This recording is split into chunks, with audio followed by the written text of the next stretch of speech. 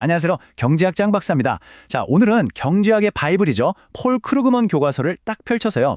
수요 공급 그리고 국제 무역이 이게 도대체 우리 삶에 어떤 영향을 미치는지 제가 아주 명쾌하게 설명해 드릴게요. 여러분, 한번 생각해 보세요. 매일 마시는 커피, 손에서 놓지 못하는 스마트폰.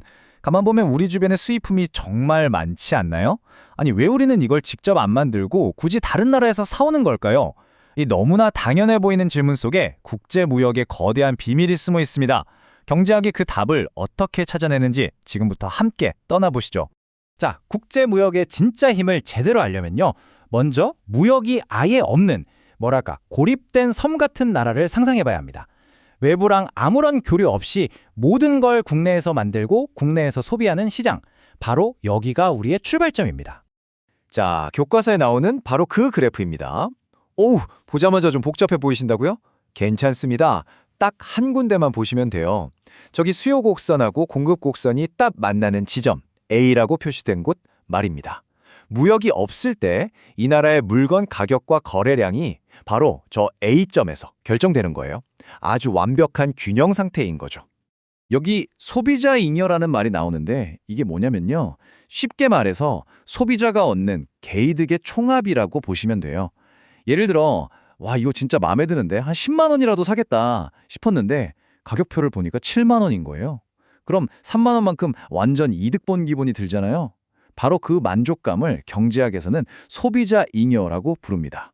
그럼 반대로 생산자 잉여는 뭘까요? 네, 바로 생산자들이 얻는 이득입니다.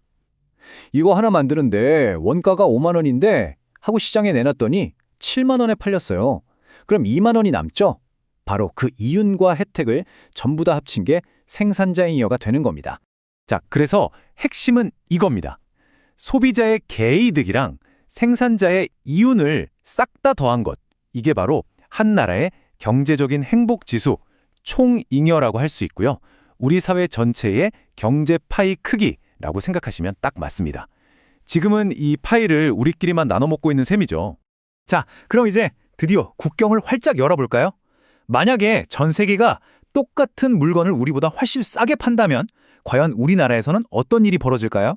자, 국경을 열었더니 어떤 일이 벌어지는지 한번 보세요. 그래프에 세계 가격, PW라는 새로운 선이 쭉 생겼죠? 국내 가격보다 훨씬 낮아요.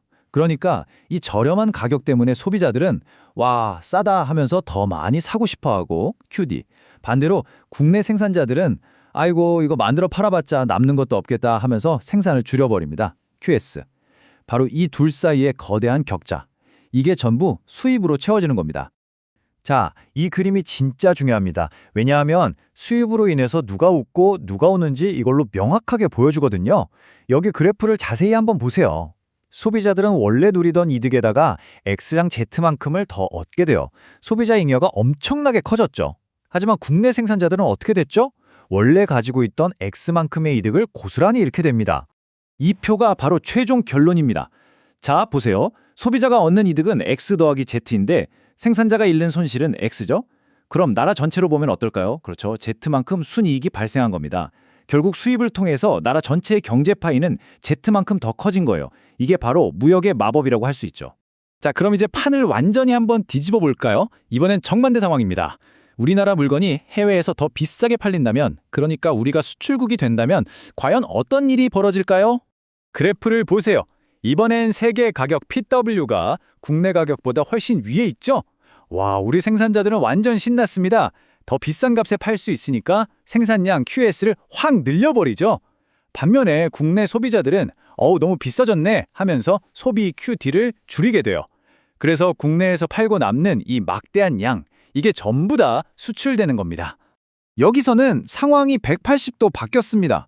수출 덕분에 생산자들은 기존 이득의 X와 Z만큼을 더 벌어들여요. 거대한 승자가 된 거죠. 반면에 국내 소비자들은 비싸진 가격 때문에 X만큼의 손해를 보게 됩니다. 하지만 최종 계산서를 보면요. 이번에도 생산자의 이득 X 플러스 Z가 소비자의 손실 X를 압도합니다. 결과적으로 수출을 통해서도 나라 전체의 경제 파이는 Z만큼 더 커지는 거예요. 신기하죠? 수입을 하든 수출을 하든 나라 전체는 이득을 본다는 겁니다. 자, 지금까지는 그래프랑 용어로 깔끔하게 설명했는데요. 근데 여러분, 현실 세계에서 잉여라는 말은 그냥 숫자가 아니죠. 그건 바로 실제 사람들, 일자리, 그리고 기업을 의미합니다. 그러니까 딱 정리하면 이겁니다. 수입을 하면 소비자들은 좋지만 값싼 외국 물건과 경쟁해야 하는 국내 생산자들은 타격을 입고요. 반대로 수출을 하면 생산자들은 좋지만 국내 소비자들은 물건값이 올라서 힘들어지는 거죠. 이게 그냥 교과서 속에만 나오는 얘기가 절대 아닙니다. 2000년대에 차이나 쇼크라는 현상이 있었죠. 갑자기 쏟아져 들어온 어마어마하게 저렴한 중국산 제품 때문에 전 세계 제조업이 엄청난 충격을 받았습니다. 이론이 현실이 된 가장 강력한 예시 중 하나예요. 이 자료 좀 보세요. 아까 이론에서 말한 생산자 손실이 현실에서 무엇을 의미하는지 정말 뼈아프게 보여줍니다. 2000년부터 2007년까지 중국과의 수입 경쟁 때문에 미국에서만 제조업 일자리가 무려 200만 개나 사라졌습니다. 나라 전체의 경제 파이는 커졌을지 몰라도 그 과정에서 누군가는 직장을 잃은 겁니다. 무역이 왜 그토록 뜨거운 정치적 감자인지 바로 이 지점에서 명확해지는 거죠. 자, 이제 거의 다 왔습니다. 오늘 배운 내용의 핵심만 딱 짚어드리고 마지막으로 여러분께 생각해볼 만한 질문 하나를 던져드리면서 마무리하겠습니다. 정리하자면 이 4단계의 논리가 바로 오늘날 거의 모든 나라가 국경을 열고 무역을 하는 근본적인 이유입니다. 먼저 우리나라의 가격을 보고 이걸 세계 가격이랑 비교해서 더 이득이 되는 쪽으로 수입을 하거나 수출을 하는 거죠. 그리고 그 결과 나라 전체는 부유해지지만 반드시 그 안에는 승자와 패자가 생긴다. 이게 핵심입니다. 물론 무역 때문에 피해를 보는 사람도 생기고 사회적인 갈등도 당연히 일어납니다.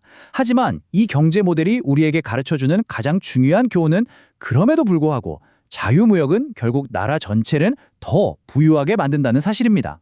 그래서 마지막으로 여러분께 이 질문을 던지고 싶습니다. 무역으로 나라 전체가 더 부유해진다면 그 과정에서 피해를 본 사람들은 어떻게 해야 할까요?